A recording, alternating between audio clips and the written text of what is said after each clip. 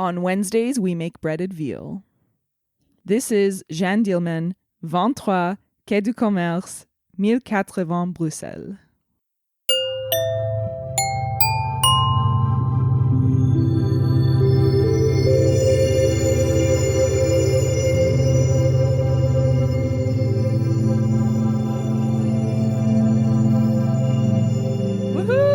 Whoa! Welcome to Seen and Heard. We're here. We're here. I'm Greg. I'm Jackie. This is the podcast where me and Jackie go through the Sight and Sound Top 100 Greatest Films of All Time list. That's what we do. Hey. And so today's movie is very important because, well, we go off the 2012 list. But until we're done with that. Yes. But of course, as you know, in 2022, the new list came out. And so what we do is we kind of just compare if a movie has overlap. The big elephant in the room is that today's movie is number 1 on the 2022 list. Yep. And it is number 35 on the 2012 list. Yeah. Big jump. Number 1. Yeah. Well, we touched on this in our episode we did over a year ago when the new list came out. We sat down with our friend Becca and we talked about the new list, and jumping up to number 1 was kind of a scandal. Like, it was. I feel like it split people in half. Half the people were like, "Yes, cool, I love it," and then the other half were like, "What? The potato peeling movie?" So it's like it really is a divisive film. I think, and I can't wait to talk about it. But dethroned Vertigo, which had been at that spot for, was it just the one decade, just the 2012 list? Maybe. And before that, it was like Citizen Kane. Yeah. Well, listen. We'll talk about it. I'll say this too. Just I think that the number 1 movie, the number 1 spot keeps getting more interesting. Like Citizen Kane, if you haven't heard our episode, it was one of our earliest ones. Great movie. I don't know if you would say great. It's a great movie. No, okay. It's a great movie. What do you mean? It was great. But like, you know, I feel like we can do better than that now in terms of like the depth of our films and stuff. And so when Vertigo took over, I was very pro that choice. I was like, great. I love Vertigo. Vertigo is one of my favorite movies. Perfect. But then Jeanne Dielman dethroning Vertigo was even more exciting because I feel like the movies keep pushing more experimental and more interesting and stuff. And pretty soon you'll have like one of the Andy Warhol like week-long films that's going to be number 1. I don't think that's going to happen. But maybe now is a good time to go over just like what that means. Like, what does it mean to be number 1? And so I was doing a little digging. So they like the criteria they sent people to create their list. So the way it works, if you didn't know, they ask critics from all around the world to list 10 movies that they think are the greatest films of all time. And they don't put them in a particular order. They just kind of, these are my 10. And so Jeanne Dielman is the movie that received the most amount of votes. It was on the most amount of lists. It doesn't necessarily mean that everyone was putting it as number 1 because there is no number 1 when you make your list. It's kind of like how Rotten Tomatoes works. Like if a movie is 85% on Rotten Tomatoes, like fresh, it doesn't mean that it's like an 8.5 movie. It just means that many critics said, it's at least pretty good. You know what I mean? Like if everyone just agrees that it's fine and gives it like a lukewarm thumbs up, a movie could be 100% on Rotten Tomatoes. Of course, but you can't just say movies. You can't put a fine movie on your top 10 list. Your top 10 is your top 10. It has to be an amazing, amazing movie to be on the top 10. And what they sent to critics, what the criteria was this. We leave that open to your interpretation. You might choose the 10 films you feel are most important to film history, or the 10 that represent the aesthetic pinnacles of achievement, or indeed the 10 films that have had the biggest impact on your own view of cinema. That's the criteria. You know what would be fun? I just had this thought. You and I, at some point, should do a top 10 ever. Yeah, for like as if we were submitting for Sight and Sound. That scares the living shit out of me. I don't want to do that. Can I not? Because I feel like it would be different than our personal top 10s. For sure. You would be in a slightly different mindset. Oh, of course. Yeah. Of course. I will say that Jeanne Dielman is number 1 on the 2022 critics list. It is number 4 on the 2022 directors list. So the director top 5, or I'm sorry, director top 4. I didn't write down what number 5 was. It is for directors. It's Space Odyssey. 2 is Citizen Kane. 3 is The Godfather. Jeanne Dielman is number 4. What have you been watching? What have I been watching? You know, I've been in a real like pre-code horror mood this last week. So one rewatch, The Invisible Man, James Whale's film from 1933 with Claude Rains, which I like, but was eclipsed by these other films I saw for the first time. This is the one that really set my world on fire. Dr. Jekyll and Mr. Hyde, the one from 1931 with Frederick March in the lead role as Jekyll and Hyde in a performance that won him an Oscar. Incredible movie. Incredible. I was not expecting this.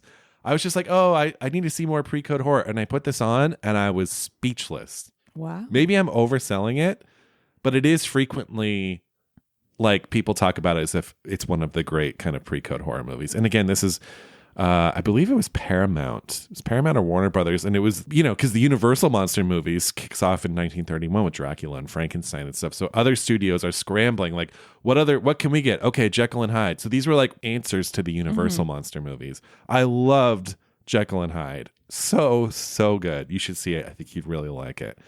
I also saw 2 from Michael Curtiz. I just watched a lot. So I'm going to really zero in. I'm not going to say all of them.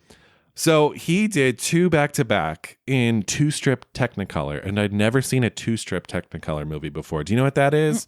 So Technicolor is known for 3-strip. 2-strip, it's red and green. So the movies have a very specific look to them, and no movie quite looks like a 2-strip Technicolor movie. So I saw Dr. X, which was my favorite of the 2, which is kind of a mad scientist, pulpy, fun movie that I honestly loved, and I'm obsessed with the look of it. And then his follow-up was a movie called Mystery of the Wax Museum, which was also great, but I didn't like it quite as much as Dr. X. And I know that goes against popular opinion. Most people think it's flipped. Loved both of these movies. Fay Wray is in both of them from King Kong. Really, really loved these. And they just look incredible. So I was kind of in heaven this week with those movies. That's nice. What have you been watching? Nothing. Oh, one more. I saw Madam Web. Oh my God, I want to see it. Because I was with friends. We went to dinner and everyone else was like, let's go see it. And I was like, okay. And it's, shit awful, like the worst. I really want to see it. It looks so fun. It's fun.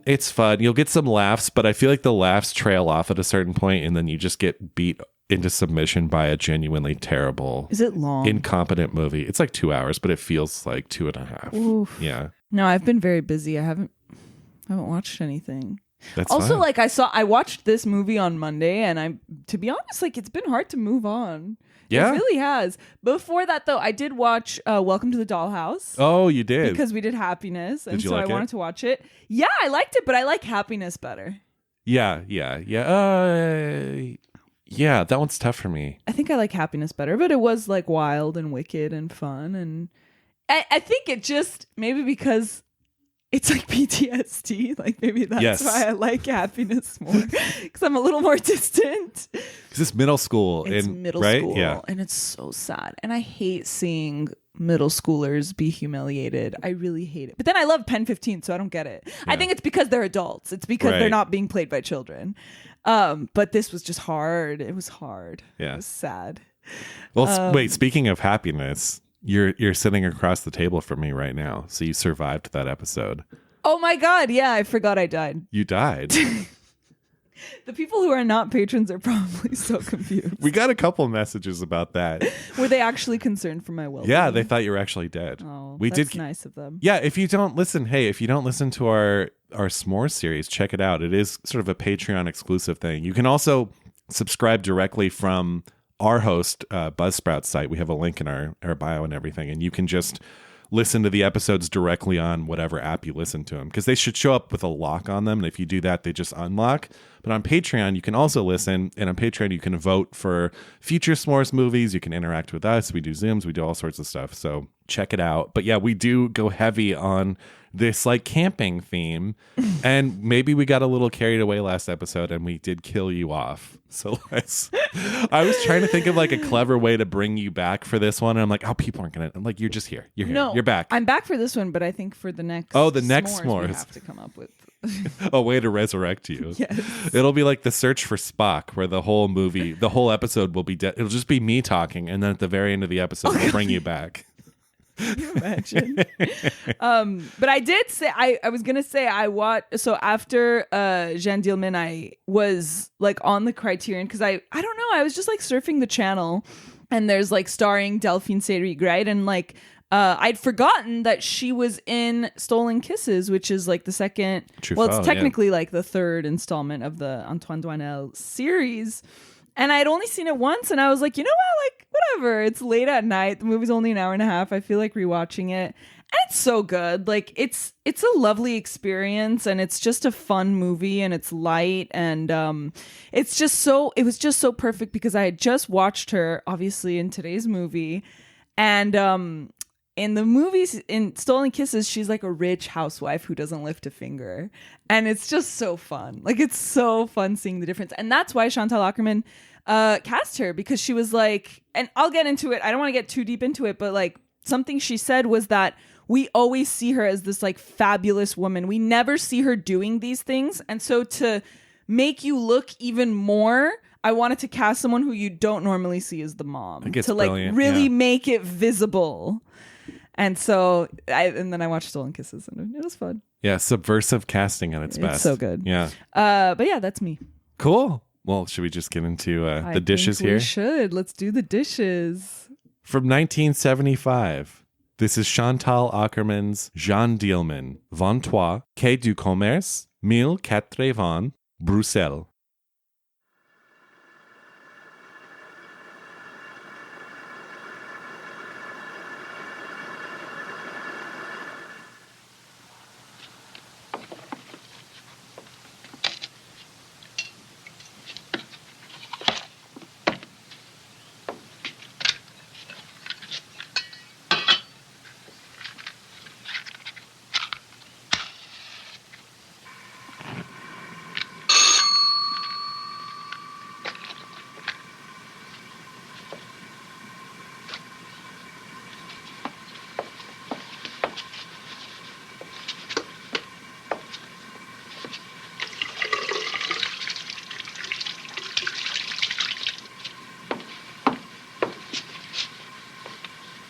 Jeanne Dielman, 23 Quai du Commerce, 1080 Bruxelles was released in 1975. It was written and directed by Chantal Akerman. Cinematography by Babette Mangold. The titular character, Jeanne Dielman, is a widowed housewife living in Brussels with her son, Sylvain. To make ends meet, Jeanne is a sex worker and gets one male caller each afternoon. The film follows nearly 48 hours in Jeanne's ritualistic life. We see her prepare dinner each night, serve, and clean up afterwards. We watch her clean, make coffee, shine her son's shoes, babysit the neighbor's baby, go shopping, and run errands. One night, Sylvain admits to his mother that when he learned about sex, he became revolted with his father and was unable to understand how he could subject his mother to the act. Through a letter, we learn that Jeanne has a sister in Canada, and she recounts how she was orphaned and married a man after the war to start a life of her own. After the caller on the second day, Jeanne overcooks the potatoes for dinner, and from there, her life begins to silently unravel. Each chore is a little off. The shoe-shining brush falls, she drops a spoon while drying it, the baby won't stop crying, and she finds herself with an hour of free time in the middle of the day. On the third day, we are let into Jeanne's bedroom during one of the afternoon trysts. She experiences an orgasm, and after dressing, kills the man with a pair of scissors. With blood on her hands and her otherwise perfect shirt, she sits at the dining room table in the dark as the film comes to a close. The film stars Delphine Seyrig as Jeanne Dielman, Yann Decourt as Sylvain, Henry Stork as the first caller. And I think it's important to mention, we should just mention the third caller as well, because he's the one we see the most. His name is Yves Bical. And actually, we should mention the second caller too. His name is Jacques Doniol Valcroze. And the voice of the neighbor is provided by Chantal Akerman herself. So that's the cast. The film was made with a $120,000 grant from the Belgian government. Akerman had made Je tue il elle in 1974. So this was kind of her second feature. She had made a film called Hotel Monterey. It's an experimental, 1 hour documentary about the life of this hotel that she was living at in New York. And so Hotel Monterey played at a theater festival, which also had a slot for experimental films. And there, Delphine Seyrig was going to present slides from Vietnam taken by Jane Fonda. And so Akerman's movie was going to play at 8 p.m. and Seyrig was going to present the slides at 10 p.m. And then Seyrig called Akerman to her and said, like, you know, I really think that we should switch time slots. Like, would it be okay if we switch time slots? Like, I think people should see these Vietnam slides. Chantal Akerman was like, okay, like, let's do it, but only if you promise to come to my movie at 10 p.m. Yeah. And she did. And she loved it. Like, she went up to her after and she said, this was great. You're cool. I like you. And so Chantal Akerman wrote the script with Delphine Seyrig in mind. And then when it was done, called her up and Delphine was like, yep, let's do it. That's the dream. So cool. No. Chantal Akerman was 24 when she shot this film, which is just like, I think, are you kidding me? It's important to note. Are you joking? Because people flip out about Orson Welles being like 25 on Citizen Kane. And it's like, look, this is like just as impressive an achievement I totally agree. as Citizen Kane. If not more. Honestly, if not more. She's wise beyond her being years. That wise at 24, I didn't know what the hell I was doing. Yeah, same. I just can't fathom genius like that. And yeah. If I made a movie, if I made a feature at 24, it would have been a shitty like Tarantino knockoff. Literally. Mine would have been like some weird corny ass like love movie. I don't know. Well, you're not that far past 24. I meant romance. The script was written, and so like she wrote the script kind of like a novel or a short story. She wrote out like every movement. So like this girl knew what she wanted, exactly what she wanted. And it caused some rifts between her and Delphine Seyrig because she's like a trained actress. So actually, maybe I'll talk about that a little more later. Well, I mean, she's a legend at this point. She's a legend, but she agreed to do this 24-year-old's movie with no one famous attached. She's the only person. It's a small crew. It's 80% women, the crew. So cool. That haven't really done anything before. And even Chantal Akerman was complaining because I watched like every extra on the Criterion Channel, and she was complaining that like the shoot was hard because I said I wanted women, and so they just hired anyone. Oh. So it was like some of them really weren't experienced or knew what they were doing. But no, Delphine Seyrig was like, I'm doing it. But they did clash a little bit. So there's a great documentary. It was shot by Sammy Fry, I think that's his name, who is the actor from Band of Outsiders. He's one of the guys. And he was there and he was just shooting this because he had like an early video camera.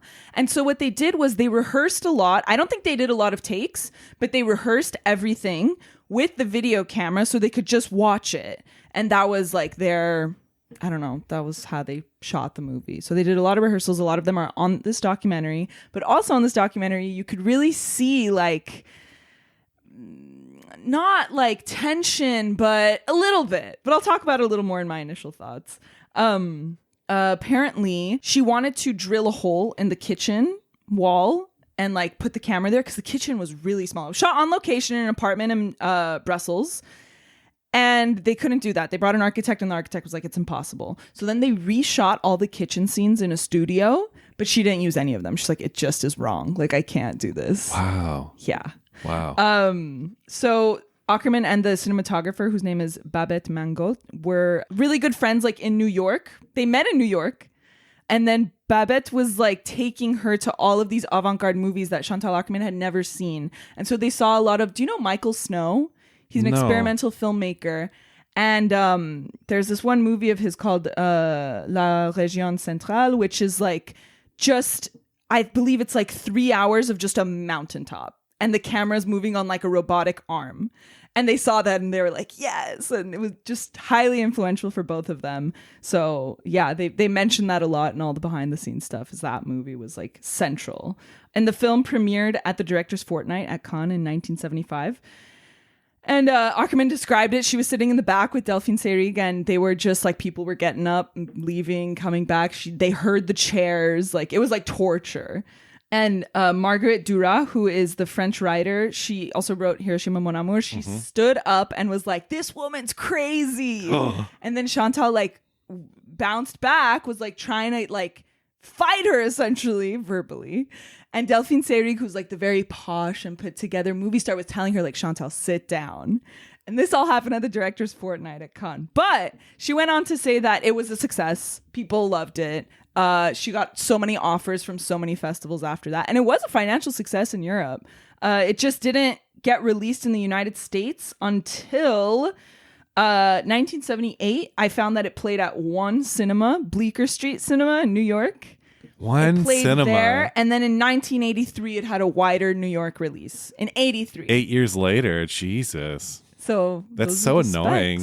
And yes, famously, this movie is now number one, baby. Yeah, number one. That's huge. Yeah, that is a big deal. I think we should just get it out of the way right now. Do you think it should be number one? You know, look, I don't believe that there's a single greatest film that exists. I agree.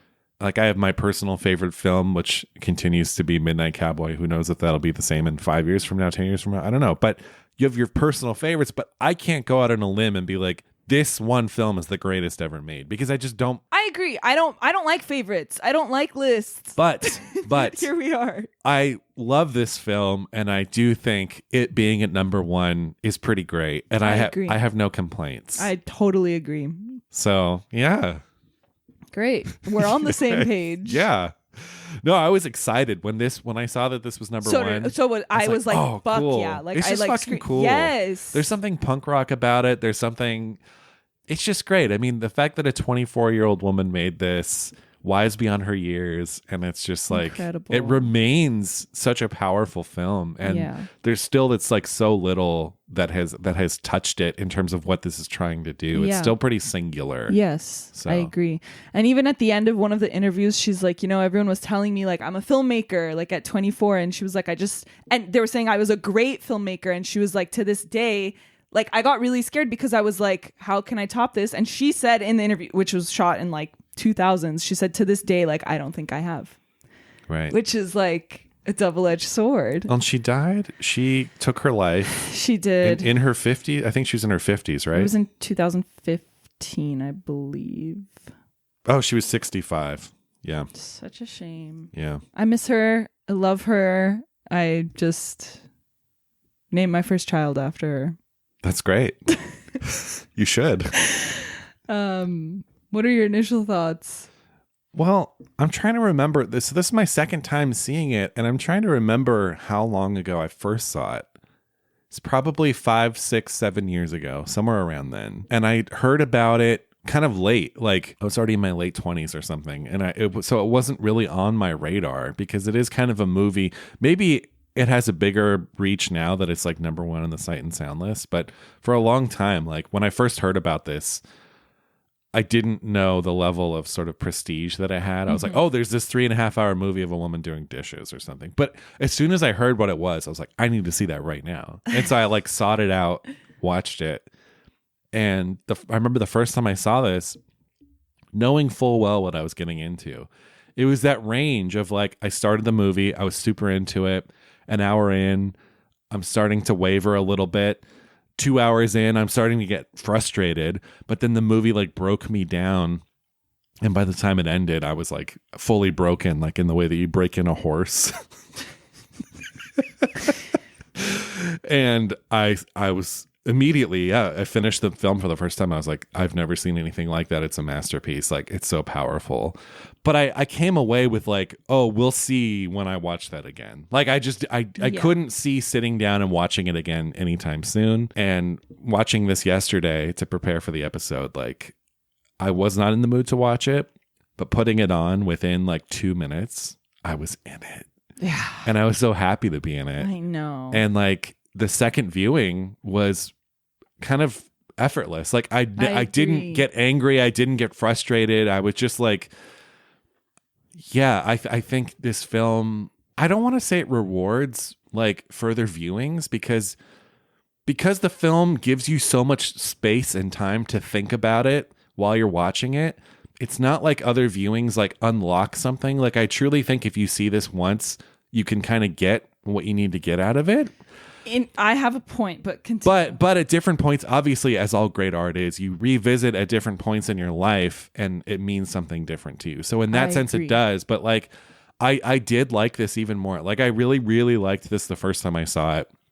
But the second time, I liked it even more. And I mean, like is not love. Like, I love it. Yeah. There's nothing quite like this. And I think as someone who I'm a big fan of observational cinema in terms of like, for me, cinema, I'm most happy when I'm given great characters that I can just spend time with. Mm-hmm. I love films that kind of have these like real-time element to them where you just feel like you're sitting with them. And this film is that's a whole movie of that. Yeah. And for me, I'm not a big Bresson guy. We've talked about this before on the show. For me, this is kind of like the Bresson thing done right. Of like transcendentalism. Yeah, exactly. Yeah. So for me, this is like much more my speed. And yeah, I mean, it's just, there's no words to describe what this movie does to you while you're watching it. I agree. So I love it. I'm perfectly happy with it being number one. I think it's a unique film in cinema history and that it stands alone and it's just as potent as ever. How about you? Same retweet. No, this was my second time seeing it. I think the first time I saw it was like 2 years ago. It was when we were already doing the podcast, I think. Oh, okay. Yeah. But it was before the new list came out. So I was so glad that I had seen it before the list came out, the new list. When did I first see it? I don't even remember. This time around, you're absolutely right. There was something about this time around where I felt a little more at ease because that just happens. Like when you know where something is going, you just feel a little more like, okay, now I can like really sit and let this wash over me because I know what's going to happen. Yeah. So I very much enjoyed it. Like I loved it. I'm telling you, like I couldn't move on. I was like, wow. And yeah, I think it's like a religious experience. Like I think I had like a religious experience watching this. The transcendentalism, exactly. Yeah, for sure. And it's been described like as a magic trick, and it absolutely is that. I think that's a perfect way to describe it. And another thought I had was that I would never assign this film for homework. And so when we were doing it for the podcast, I was like, I got a little nervous. I think we even talked about this because we created a mandate for ourselves, right? We're like, we have to watch Jeanne Dielman like on this day, right? Or before today when we're recording. And so I was so scared that was going to like hinder it in some way. It didn't, because no one's putting a gun to our head to do this podcast. Like we want to do this podcast. But I feel like if I had a class, I would never assign this for homework because that would just ruin it. Like that would ruin it, I think. Or you would just show it in class. I don't even know if I would do that. You think so? I would make it extra credit. Really? Yes. Huh, okay. I think it would ruin it if someone said, you have to, I'm gonna subject you to this. Even though that was kind of Chantal's like thing where she was like, she wanted to like take people's time. But I think that in the world we live in now, I wouldn't assign it for homework. I would assign it for extra credit. If you want to seek it out, you should. Like, I will congratulate you and give you points. Yeah, no, I mean, I think that's a valid point, and I think it is in this age of TikTok, and like kids these days have such short attention spans. Like, this movie is truly torture for some people. I probably, and I just like this time around, especially like, I just worship Chantal Akerman. I think that she is just such a genius, and I can't comprehend ever having this type of intuition and wisdom at that age, even now maybe. And the nerve to direct this big star. And while I was watching that documentary, like Delphine Seyrig basically is just like, I need motivation. What's going on in her head? And Chantal's like, there is nothing going on in her head. Like there is no point. Like there's no meaning. You're just doing this. And Delphine's like, I can't do, like, you need to give me something. And she's like, sorry, like I can't. And she goes, no, but you have to be better, Chantal. And Chantal's like, this is the movie I want to make. And then, but even Delphine, she's so smart, Delphine Seyrig, because like she gets things out of her that are there. Where it's like when she's brushing her hair, for example, she's like, why is she doing this? She's like, she's just brushing her hair. She's like, but why do you want me to go so slow? And she's like, that's just the speed of the movie. And Delphine's like, that's not good enough. Like, why is she going so slow? And Chantal's like, these are like the 2 minutes she has to herself at the end of the day. And Delphine's like, there you go. That's it. Like, and so she's like kind of teaching her, and they're working together. And it's just, it's so inspiring to watch that. I think if you like this movie, you should definitely watch that doc. It's incredible. It's like her learning to become how to talk to actors. But also I think Delphine Seyrig recognizes that Chantal has this very like she has planned this to the T and she knows what she wants and she respects that too. Mm-hmm. So like if she'll say something where it's like, I think she should smile at the end of this, and Chantal will be like, I don't know. And then they'll go back and forth. And then Chantal will be like, I would prefer if she didn't smile. And then Delphine will be like, all right, you know what you want. And like, so it's like, it's just great. Yeah. It's really, really good. I've seen some clips from that. Yeah. And like, I get nervous, like, I just know myself, and I know that I would be so nervous if I was in her position. And so like watching this was super inspiring, and it's just like, it was great. Yeah. I'm telling you, it was like a religious experience. Yeah. Also, another initial thought I had was, haven't these people ever heard of leftovers? Like, truly. Did your mom like cook dinner every single night growing up? No, we would have leftovers. We would have leftovers too. Yeah. It's just, I don't know. It's just a funny thought I had. As a kid, I hated leftovers. But now as an adult, it's like you unlock something. Because it's like, oh, I don't have to cook tonight because I've already cooked last night. The flavors have been marinating for so long that it helps certain Some things are better. Better the next day. Yeah. Another initial thought I have is that I noticed it the first time around. I noticed it this time too. There is a boom in one of these shots. Yes, the kitchen shot. No. Oh, you see the shadow of a boom in the kitchen. Oh, you see the shadow. No, this is when she's actually outside. She's running errands. It's this big, wide shot. And there's a boom at the corner of the screen. And like, not that I give a shit, but I just think it's hilarious that the #1 greatest movie of all time has a boom in it. But you know what? That plays into... I think it's not as popular now, but there are these YouTube channels called like Everything Wrong With or Cinema Sins, which is really or some annoying. shit. I hate that. There's a whole group of people who like to pick apart movies, but only pick out the technical flaws and be like, you could see a boom here. Here's a continuity problem. And it's like, whoa. Like, that's not an actual fault of the film. Right. Like those things just happen. Right. And like, that's literally not a structural thing. Like yes. or a character thing or like, yes. And it just shows such a shallow level of thinking on those people's parts of like, there's a flaw, there's a continuity error, his baseball cap is turned a different way.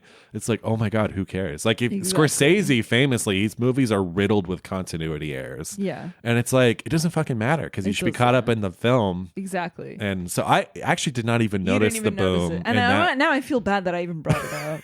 How dare you? But I just think it's punk rock. Like I think that having that it's DIY. #1 movie, like that's crazy. And this movie was DIY, such a small budget, such a small crew. Like I don't know. Also, I want to move to Belgium and have the government fund my movie. Oh, same. I've already looked into it. I mean, so many things in this movie are so amazing, but I just think the first thing that we should talk about is just the way that she captures in detail what it's like to have a stay-at-home mom, like, but in the interactions with her son, like, I don't know, like, I mean, my mom was a stay-at-home mom. I don't know if yours was, but it was just like, it's just like watching this, I'm just like, of course she's gonna put less potatoes for herself. Like, yes, that's a note I have. I fucking love that. That's such a little detail. Of course she's gonna do that. Of course he's gonna bring out his homework immediately after dinner is done. Like that's literally what we used to do. And like my mom would have to wipe the table. I'd lift up the thing, wipe the table, and like the way she tests him on his homework, and like I don't know. It's just so the details are all there. Even the sister, when they're reading the sister's letter and she goes, I have to go set the table. Yeah. It's just great. The woman and the baby trying to figure out like what to cook every night. It's like, I never know what to make. I look at the other women and like, ugh. Yes. No, it feels very lived in and very authentic. I agree. And it's all those little details. It is. It is indeed. Yeah. The stove, for how much cooking she does, that stove is small. Like the whole kitchen is small. The kitchen is small. And it's, again, for the time, this apartment is very, it's not glamorous. It's a 1-bedroom. The son sleeps in the living room and they have to rearrange the living room to pull out the couch. Yeah. By our standards, that's a pretty spacious apartment. And the fact that it has this nice hallway in the living room and all that stuff. But yeah, the kitchen is tiny. And so there's almost this like doll's house vibe going on because everything is kind of so miniature and everything has this specific place. Like, you know, she uses the dish brush and then she hangs it up on like it's this methodical putting thing. There's like an ASMR element to this of like totally. Everything goes in its right place. You put things away as soon as you're done using them. The deliberate. Yes, exactly. I love taking out the coffee grinder, plugging it in, when it's done, wrapping the cord, putting it back. Yeah. Of course, the first thing you notice, I think, is like the lights turning on and off after they leave every room. See, that was instilled in me from a kid. Like, if you leave a room, don't leave the lights on. Same. And then, of course, like, even when the son is like, before they eat dinner, he sits on his bed, essentially. That's not his bed yet. It's still the couch. He turns on that light. And then when they move to the dining room, which is just there, it's adjacent, he turns off that light. Even though it's just like, it's right there. Yeah. Those details are great. And the meticulousness and this putting everything back. And then, of course, that's like, I don't want to get into this yet, but like that's the first thing she plays with is the light. Yeah. Because we've seen her turn off and on the light so many times. But then when that second caller leaves, she's late to turn on the light. Yes. So that's like the first thing you notice. And that's also the first thing you notice that's off because you've been so conditioned. Yeah. But I don't want to get into like that yet. I want to talk about like just the fact that she has to do everything.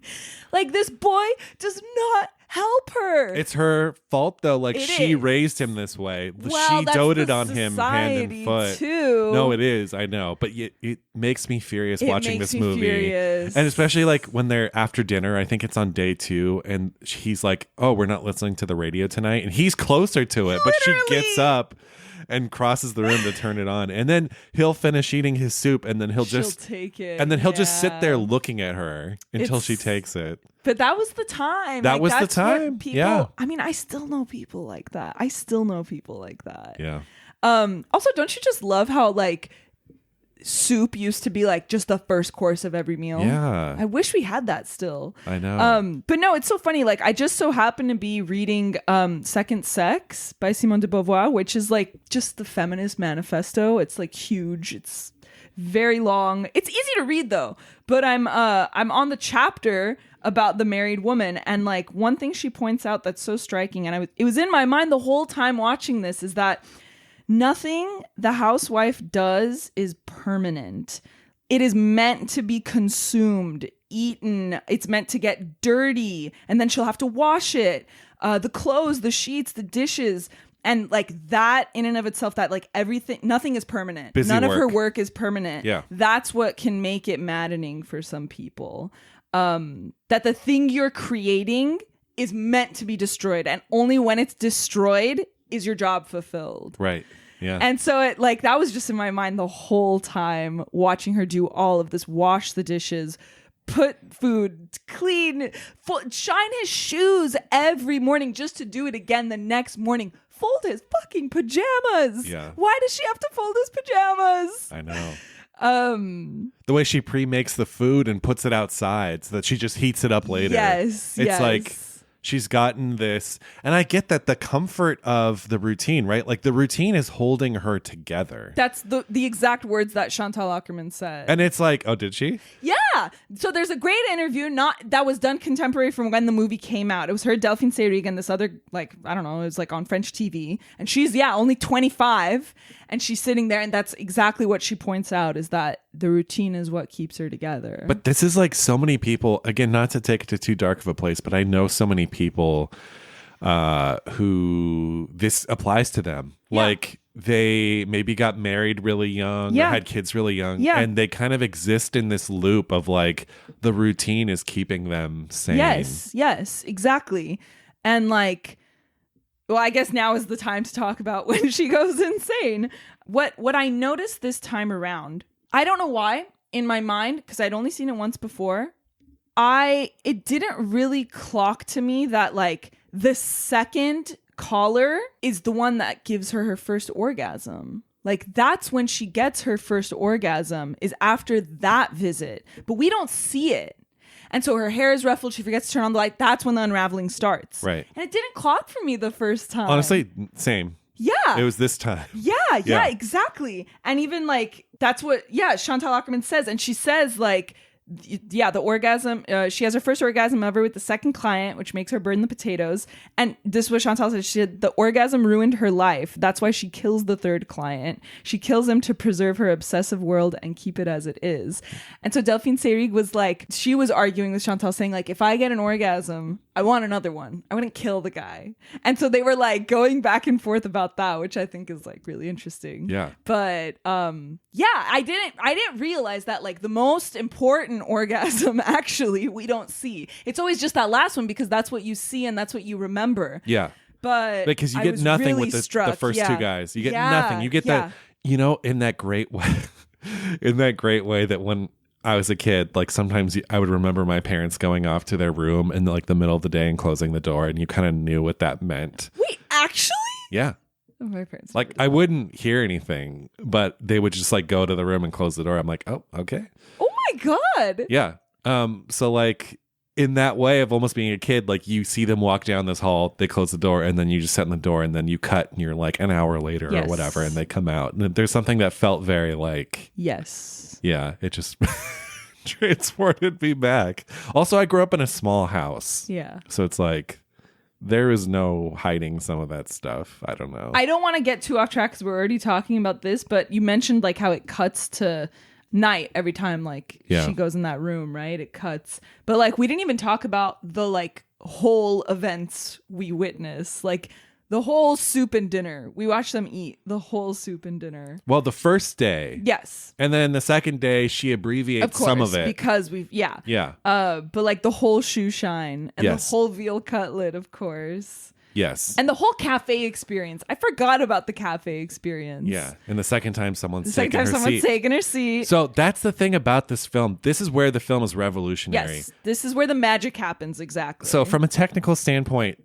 each of the rooms in the house, she has maybe 2 camera setups. Yeah. I feel like with the kitchen, you get that one shot in the doorway looking in, and then you get the other shot in front of the table looking straight on at her. And well, okay, so this film conditions you. Yes. Day 1, day 2. And then all of a sudden you see the kitchen from a completely different angle. After she's had that first orgasm. Yeah, things start to unravel. And just, this is what blew my mind the first time I saw it.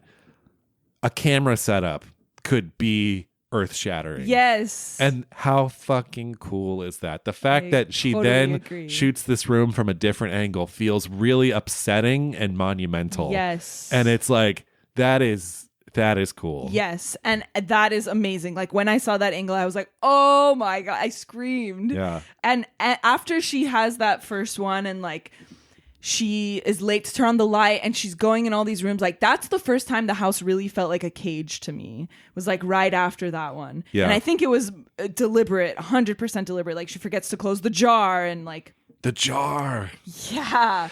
Yeah. And then, but she does still try to preserve it that night. Like Sylvain is there, right? And he goes, we're not going for a walk. Like it's kind of late. And she goes, we're going. He goes, because we ate so late. She goes, we're going. Yeah. And I loved that. Yeah.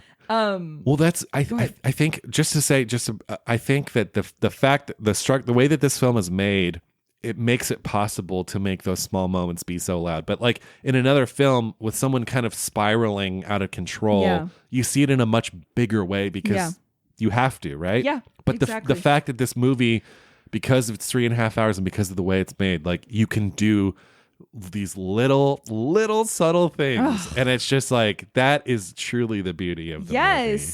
And you can't have that last hour without the first 2 hours. No. So I took timestamps. Do you know how long each of the days are? No, tell me. Okay, so the first day is 43 minutes. So the first 43 minutes of the movie.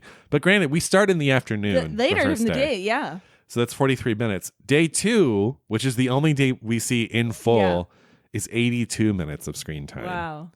And then the last day is 77 minutes. Wow. Which I'd forgotten. God. In my head, I was like, oh, the third day is like pretty quick because it's so suspenseful. But no, it goes by so quick. It does. Oh my God. Yeah, so that's the breakdown. So you have, on that third day, like, again, she turns on the light too early to wake up Sylvain, and then she drops the fork or the spoon or whatever the hell it is. But like when she's making herself coffee and she's trying the milk, it's not quite right. She gets she throws it out. when she throws it out the second time, I gasped. Like that's when the movie turns into suspense. Yeah. Like in that last day, I truly gasped. And then she goes to the cafe and doesn't drink her coffee either. And then of course you have the baby crying, which I forgot about. I forgot about that baby. Me too. Honestly. Yeah. And you have the baby crying. And Chantal said, anxiety seizes her when she sits in that chair. Like when she's left. It's true. Like when she has that hour of free time and she sits in that chair, I'm just like, what the fuck? I'm like, I'm scared. Yeah. In that moment. And because you realize like, and it's this thing where you have that hour of free time. It happens to me all the time. You find yourself with an hour of free time and you realize how little free time you actually have. And you just do weird shit. Like she goes in and out of rooms for no reason. Yeah. And she like keeps forgetting things. She keeps forgetting to turn lights off, so she'll go back and or she'll be sitting on the kitchen table and then she'll just get up and go outside on the balcony. She grabs some weird broom, she puts it down. Like it's almost like OCD, honestly. Like I noticed signs of OCD in the third day when she's kind of like after that free time and she's just doing like weird stuff. Even before the free time, I guess. Like when she calls Sylvain out the window when he leaves to school. What is she gonna say to him? Like she's like looking around and then she like calls him. Yeah, yells. Did she just want a hug? Like what? I don't know. Like he forgot something. I guess she rewashes plates, like very OCD. Well, she rewashes the plate that she left all soapy, and that's the thing because the first time you see her do dishes, she puts the plate up. It's very smartly framed. Her back is to you, and then when she finishes the dish, she puts it to her right on the drying rack, and they're all spotless. Mm-hmm. And that time that she rewashes, it's because she puts one up and there's like suds coming down it. So she didn't fully rinse it. And she notices and then she like re-rinses. Doesn't she rewash all the plates? I don't think she rewashes all the plates. And then she double checks the mail, right? Yep. Like she in her apron, like just takes the elevator down. Yeah. And checks the mail again. She picks the baby up and puts it down like 3 times. Yeah. And of course, the baby's like wailing today. And it's crazy. It's crazy too on that third day, or sorry, not the third day, the second day when Sylvain comes home and she's still making dinner. I know. And he comes home and he's like, your hair's messy. And but like, because we've seen the first day, like she has it all ready to go. I know. And he comes home and like the fact that she's still in the kitchen, it's like. She had to go get the potatoes. The potatoes. just having the one. Yeah. I know. That's so like, I feel that so much. Like this movie is just like, for all its quietness, for all its subtlety, I just feel so much watching it. Yeah. Like, it's really a magic trick. And there's never a close-up in this movie. No. That's wild. Because you'd almost think in a 3.5-hour movie that just follows this woman's day-to-day sort of activities, you would think you'd need a close-up for the audience to identify with her more. But you don't need it. Don't. And that's what's so amazing. Yeah. Ugh. And then like... Should we talk about the ending? Yeah. The ending. The last shot? No, just the general, like, she kills the guy. Yeah. And the orgasm. And it's not premeditated. I don't think she's like, she doesn't know she's going to do it. The scissors are only in her room because she used it to cut the package. Because if she didn't have an orgasm that day, I don't think she would have done it. I think it was because she had that first one. And you have the whole scene where she's resisting it. She's trying to push him off. So she doesn't want a second orgasm. Exactly. And then she does. Exactly. And the first time I watched the movie, I wasn't crazy about the ending. I was like, that seems wild. Like, I don't think she would kill the guy. Like, I don't really want to see her become a killer. But this time around, I was like, yes! Like, I was like, all in. Like, honestly, just the gall of this guy making himself at home on her bed with like his hands behind him. Like, fuck you, bro. Like, get out of here. Because he's probably like... And they were talking about this in the documentary. They were like, he's a regular. Like, he's never made her come before. And so, like, he's probably, like, sitting there smiling and, like, you know, like, hey. Yeah, no, exactly. What a nice little setup she has, too, with, like, one guy each day, every day of the week. I know. And it's like, wait, what does Sylvain think that she does for a living? God knows. Maybe she has, like, pension. Oh, yeah, because that's why she... Well, okay, because I don't read French. What is the office that she goes to? I can't figure it out either. Post office, a bank, I don't know. See, it felt like a bank, but she like needs to go every day. Right. And then I didn't understand when those guys are like all out. Like maybe she is collecting some kind of like some kind of pension or something, or social security, welfare. No idea. I also was trying to figure it out. Yeah. Well, if you know, leave a comment. But yeah, because they don't translate the sign. No, but I didn't understand. Yeah. I'm also not that good. Like, I'm pretty like mediocre at this point. But yeah, and like, so she kills him. Yeah. And you see the whole shooting of that scene in the dock. It's really cool. Oh, really? Yeah, it's cool. It's handled really well too, with the mirror. Yeah. And even at that point, they had reached, like, I think once they got to that point, Delphine Seyrig understood her so well, where it was like, how can I orgasm but make it look subtle, and like, I don't want it to be cliche. Like, she's saying this. Delphine Seyrig is saying this. Yeah, and it comes off. Yes. And like, even Chantal says something and Delphine's like, no, that's too cliche. And I'm like, whoa, the tables have turned. It's cool. It's really, really cool. But great scene. Incredible scene. I had forgotten the final shot of this film, because in my head, my memory of my first watch was that she did something with the body. Like, she gets rid of it. Oh my God. And I'm like, nope, it's there. She's sitting in the dark. She didn't turn on the lights. Sylvain is going to come home. And she's just going to be like, also, killed it. Remember, on Thursday, because this movie's a Wednesday, Thursday, Friday. Yes. On Thursday, she tells Sylvain, she's like, come home early tomorrow and bring your friend. Yeah. So she knew that he could come home early this day. And she's just sitting there. Oh my God. Bloody. And then I was trying to think about the lights flickering in their... Yes. So they live by the water. The living room. And then I realized that's probably what it is. Well, maybe this is just part of the low budget, but there's a very distinct pattern to the flickering lights in that living room. But I feel like it's light on water, and their address, which is like QUAI du Commerce, which is like QUAI, like by the water. Oh. So that's what was my guess. Huh. But it is very like rhythmic. It is. Pattern. So I don't know. Yeah, I don't know either. It did add something. I love it. Because so much of the film is so static. Yeah. And it kind of adds a little tinge of chaos into that. And it's like, I don't know how long she's sitting there on that table, but like, do you know how long it is? It feels like so at the last shot? The last shot feels like 10 minutes, but I think it's only like... It's probably like 5, maybe 6 minutes, maybe. I don't even think is it like 4? I wouldn't be surprised if it was like 3. Can I look it up? Yeah. It's about 6 minutes. Okay. It just feels so long. It's deafening. And I'm sitting I'm sitting on the couch during the whole movie, but then the second that it gets to like in her bedroom, actually even before, I sit at like the edge of my coffee table and I stare like from that place. I can picture it. I do. You have to. What do they call this? A lean-in movie? Yeah, I'm just staring at her, and I swear it felt like 10 minutes. Yeah. It is a deafening final shot. Oh my God. Deafening. It is so good. Wait, do you know, is this apartment still there? I don't know. Oh. Can you imagine if it was there? I would live there. And it had not been remodeled. I would live there. It's not even funny how quick I would move in. I don't need AC. I don't need a dish. I don't need anything. I just need to live there.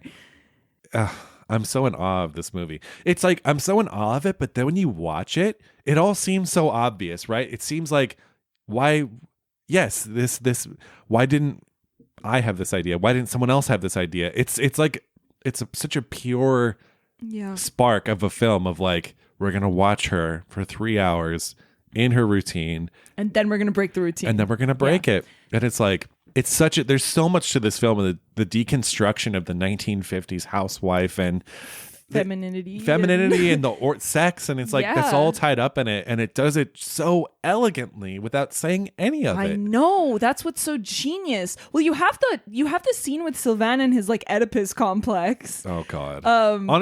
Yeah. He's kind of creepy. He looks old. He looks way too old to be like in school. Yeah. He looks like, I'm sure you haven't seen the movie, but there's this Italian movie called Burial Ground from the late 70s, early 80s, and there's this kid. Famously, there's this kid in the movie because it's like this mom and her son, but the son is played by this like 30-year-old guy who's supposed to be like 14 because there's like this incest relationship between the son and the mom. So they had to cast this like 30-year-old guy, but he looks like that guy. Oh my God. Perfect. He just looks weird.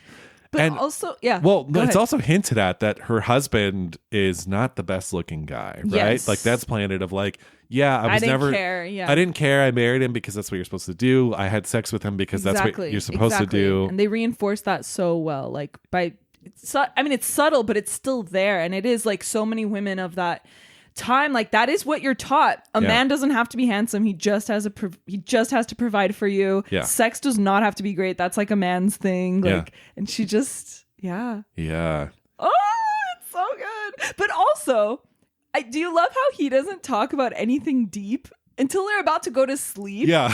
But I feel like that's kind of an accurate thing. Like, I feel like if I open up to my parents, it's not, maybe it would be when I go on a walk with them, which he does every night. It's not at dinner though. It is very much in like smaller moments like that. It's in smaller moments, and it's all focused around her and his.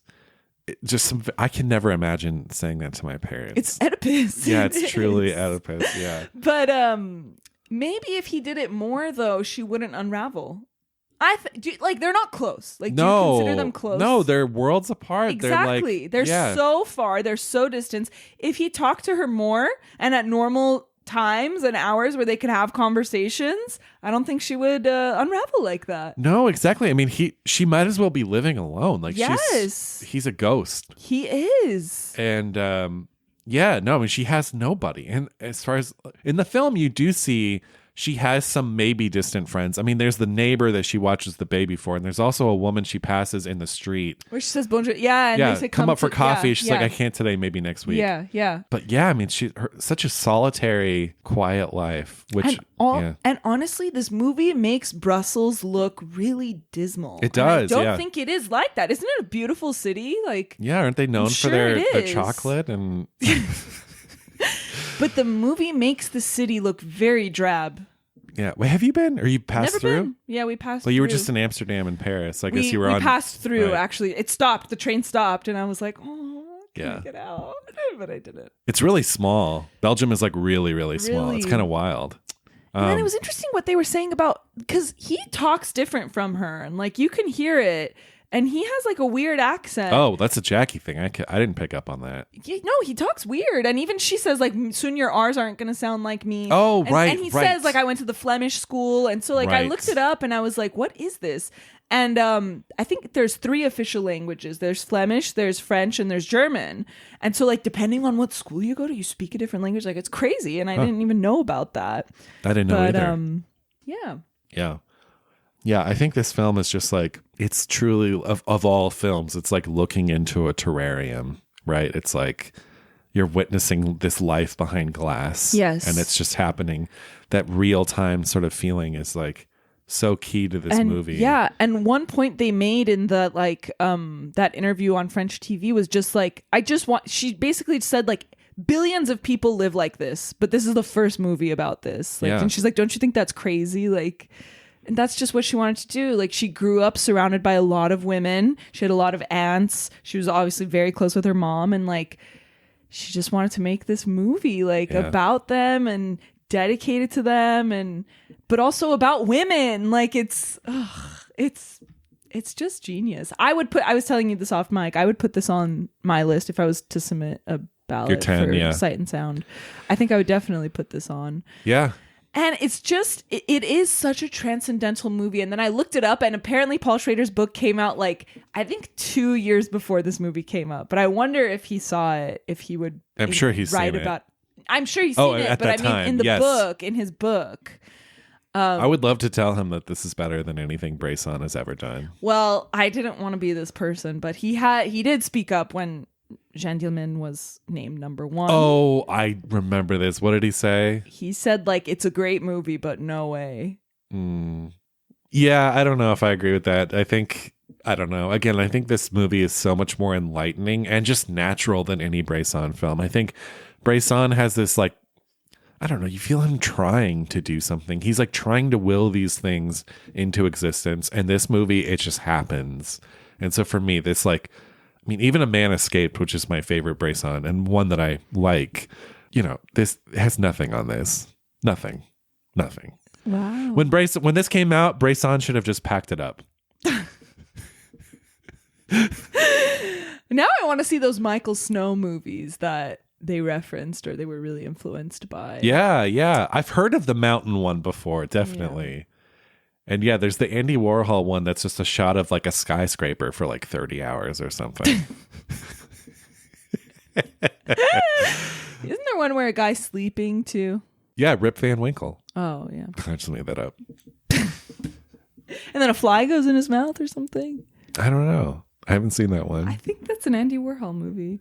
What else can I say about this movie? I'll say just like, because obviously like the apartment is a little bit lower rent, right? Like it's a low income part, it's a low income neighborhood, but so much of the apartment, there's a place and it all makes kind of sense. But in the bathtub, there's this, in the scene where she's taking a bath, directly in front of her is like, so behind her is this green tile and then in front of her is this white tile, but some of the green tile is mixed in with the white tile in a way that it looks patched over. That was a little bit jarring to me because everything is so like orderly and there's a place and everything makes sense that was like a little weird. Interesting. So I wonder if that was just like a quirk that they got there, or if they put that in, if they designed that. I don't know. I doubt it. It's probably just there, right? I think it was just there. Yeah. I doubt it. Oh, we see the whole bath. I forgot about that too. Yeah. It's so funny. The first time I watched this, my mom walked in and she was like, "What the fuck are you watching?" And I was like, "Oh, it's this movie about a housewife and like it's just her." And my mom like couldn't look away for a few minutes. And then I was like, "But she's a prostitute."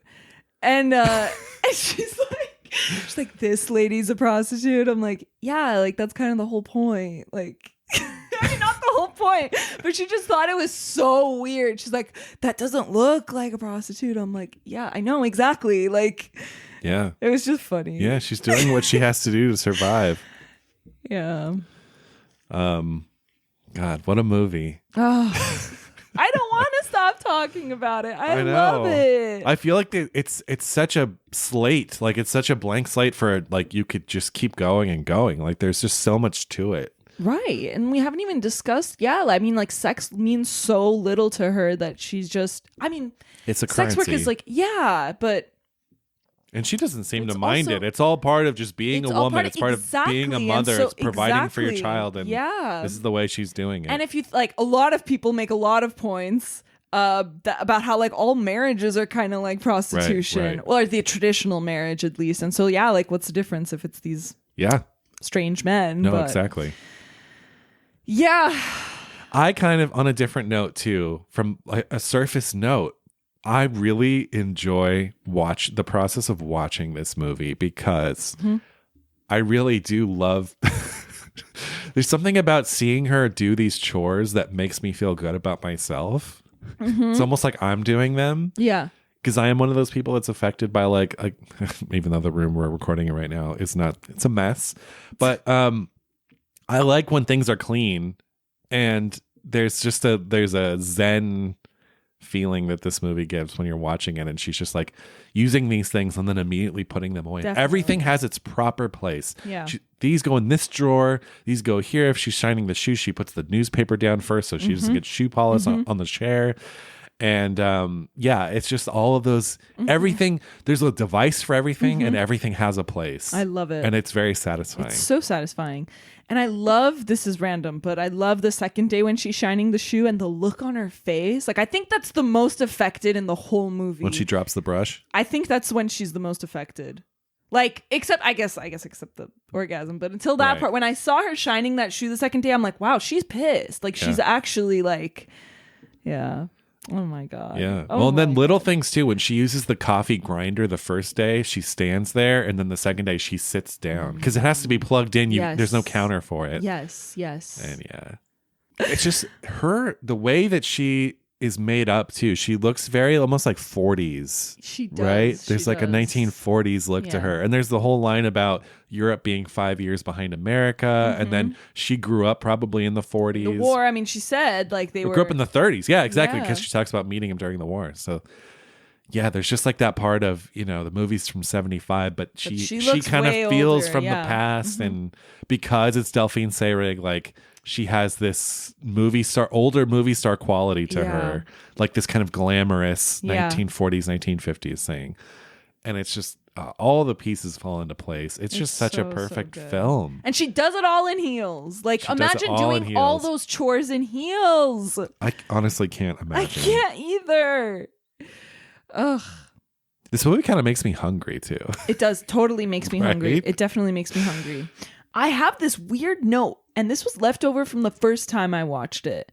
And I wrote, remember how we said long movies about nothing need to be complicated and long movies about a lot need to be simple. I think it was something we said on the podcast. I don't know what movie it was for. Maybe Ye or like something. We had just watched like a long movie. And I wrote that, but I have no idea what that means. I have no idea what that means. Do you? Did we talk about this? It sounds vaguely familiar. But it makes no sense to me. Long movies about nothing need to be complicated, and long movies about a lot need to be simple. Does that make any sense? Yeah, and just in terms of if you're going to have a long movie I mean, I get it in terms of like, it does make some sense. It makes no sense to me. And so I'd like to recede it from whenever I said it in the podcast because it makes no sense to me.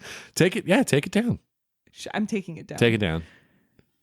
Should we do sight and sound? Let's do sight and sound. Oh my God, it's so hard. It's actually really hard. Yeah. The sight was hard. Sound was a little easier, I think. Yeah. What did you go for sight? I'm doing this right now. I have a favorite sound. I didn't write a favorite sight because I was genuinely at a loss, but I'm going to go with... I'm going to have to go with the final shot because I almost said the bath shot. And I think any shot in this film that's not the last shot is almost interchangeable. Like if I said her making meatloaf or I said her doing, like it's all kind of functions the same. Yes. And that last shot is like the radical shot of the movie, right? It's like the final shot. That's great. Yeah. How about you? So I actually have a few, and one of them is the veal cutlet. Just because she fully breads and eggs and does the whole thing like twice. Yeah. And in the doc, it's funny because they're kind of arguing like, oh no, you have to put the flour first, and they're like, no, you put egg first, and it's like, and then they're like, but how did your aunt do it? Because I think her aunt like. They went to her aunt's house just to like look at it, and also she taught them how to like make food. And so she has notes. She's like, "Oh, my aunt did it like this." I love that. Well, I imagine too. Sorry, just quickly. I wonder Delphine Seyrig being this big movie star, like, was she doing her own cooking? She wasn't. So she even says that in like the contemporary TV interview. She says like, I don't drink coffee. I've never made coffee. I had to learn how to make coffee. Wow. And I've rejected this lifestyle. So this was all new to me. Like I don't think she did a lot of cooking. She's very convincing. Yeah, she's so good. So I have like veal cutlet. I have like the moment of silence after she eats her sandwich. It's the first day. She kind of just puts it down. It's before she's even unraveled. And she just gives herself like a minute. And I love that. Or I also love when it's the third client and we're let into the room for the first time and she's sitting in front of the mirror and she's like undressing. Yeah. But we don't even see the guy. But still, it was the first time we were being let in. And it's just like so powerful to me, that shot. Yeah, it is. It's exactly that. It's like the first 2 days you stay outside the door. The third day, you're let in. Now you're That's inside. when I moved to my coffee table. That was the moment. That was the moment. Nice. And it's so smart too because we don't even see him. We just hear him coughing. Right. We only see him when he's on top of her. Right. Not even moving. Yeah. Not even moving. Maybe he's twisting around a little bit. He starts to once he sees that she's like... Right, getting there. Even though he's not doing anything. Hey. What's your favorite sound? My favorite sound, this checks out. It's the first time that she does dishes because I love the sound of the running water. So good. But I hate doing dishes in real life. Yeah. I hate it. It's the bane of my existence. I have some friends who enjoy doing it. It's like therapeutic for them. As someone who does not have a dishwasher, I hate doing them. Yeah, truly. But I love the sound of the water. Oh. Here it is.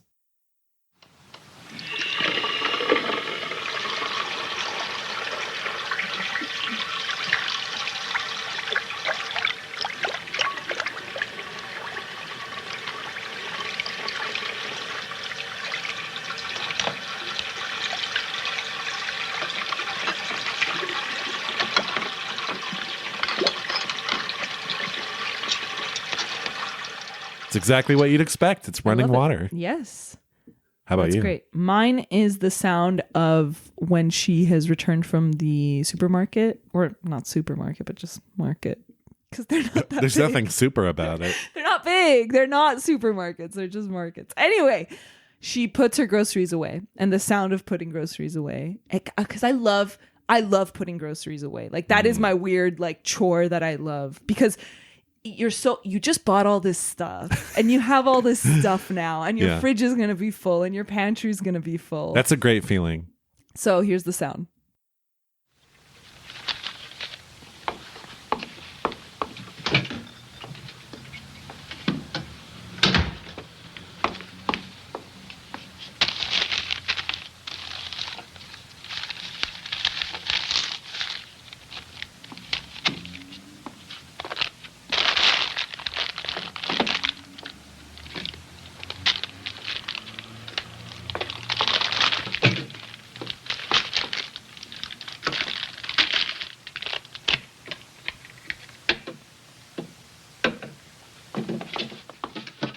Yeah, nice. Yeah. Nice.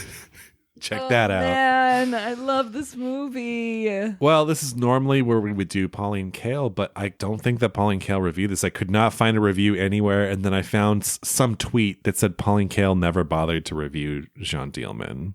So interesting. I don't know, and I think it probably has something to do with it coming out much later in the US, which is a shame because I would have loved to know Pauline's thoughts on this. I could see her going either way on it, honestly. But no Pauline Kael review. Wait, I was going to ask you, have you ever seen this on the big screen? No, but it's so funny. The first time I saw it, I was like, okay, when I see that again, I need to see it on the big screen. But of course, I didn't do it. Our mutual friend Jonathan went once and invited me, but I had something else going. So to be honest, I always thought I wanted to see it on a big screen, but I don't know if I do. Like, really? This is a very personal experience for me, and like, I don't think I need to see it with a bunch of people in the room. It does play very well at home by yourself. Yes. It does, yeah. I don't know. I think I don't want to hear people like when she like kills him, which you know people are gonna do, you know, and they're gonna do it to be funny, and like I don't need that. I don't need that in my life. This is sacred. Yeah. And the benefit of it is probably just that like you can't pause it. You literally can't. So I'm sure like that's nice, but something about this I don't want to share with other people. I'll say that seeing it in a theater where such mundanity is explored in such explicit detail with like an audience would almost be surreal. You're all sitting there watching her do dishes. You're all sitting there watching her clean the tub or make dinner. And it's like, that's the reason I want to see it in the theater, is because like everyone's just sitting there watching her doing those things. Right. And it almost makes these actions even louder because there's more people with you watching it. So I want to see it at least once in a theater. I would too, but also I don't know if I need to. Yeah, I hear you. Should we do Letterboxd? Let's do it. I have a 3-star review that says, I think cinephiles really like this film because it's the only movie made that is so utterly pointless and mundane that it makes their lives feel exciting by comparison. So annoying. Someone gave it 3.5 stars and says, this is the best movie we got.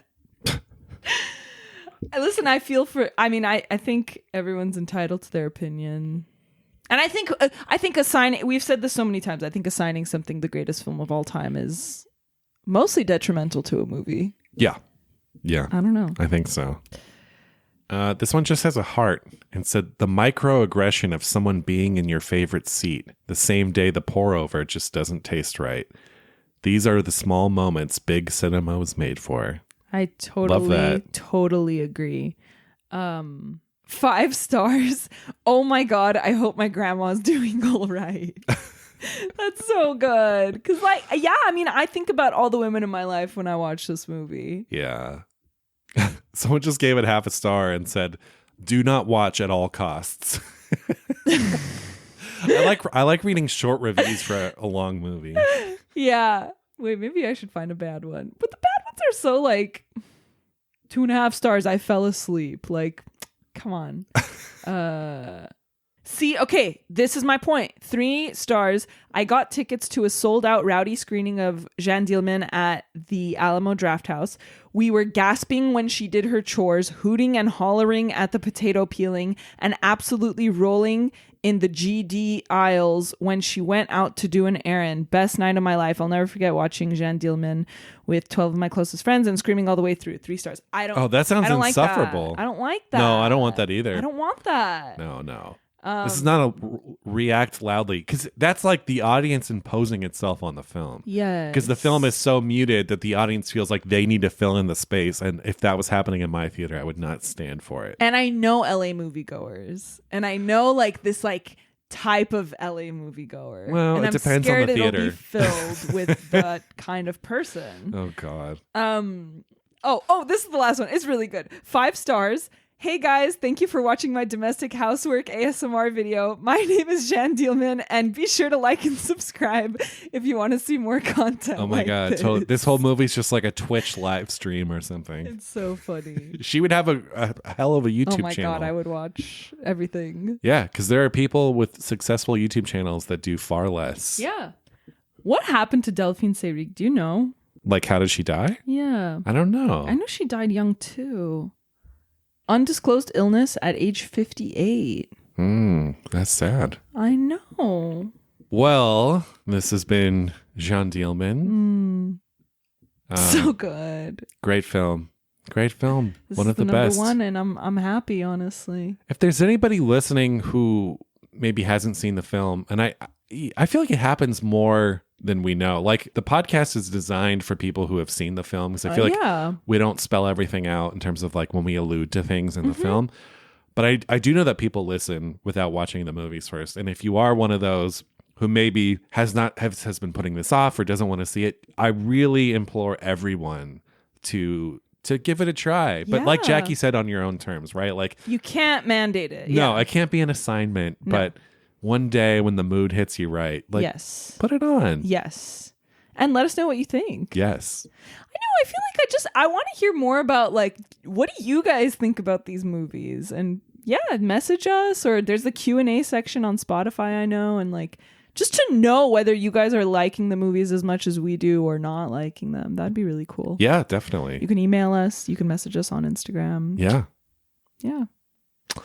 Well, next week is our 100th episode. See, that's crazy that the stars are aligning like that, right? Because we just did number 1 of a list of 100. Yeah, exactly. And it's going to be our 100th episode. We're not going to be covering a film. We're actually going to be...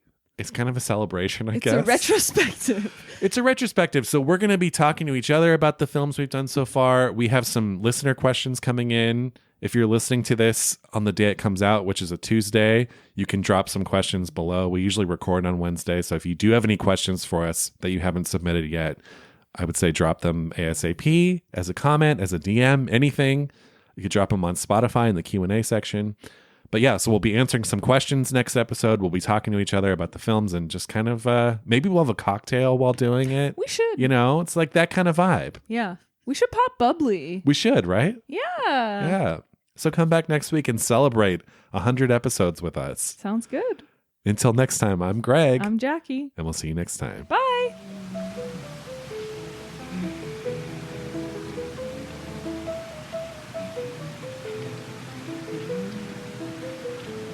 Special thanks to the patrons at our highest tier, John Pennington and Cynthia Fordwell. Seen and Heard is an official podcast of the Arroyo Film Club. We'd love to hear from you. If you want to drop us a line, you can find us on email at hello@seenandheardpod.com or on Instagram @seenandheardpod.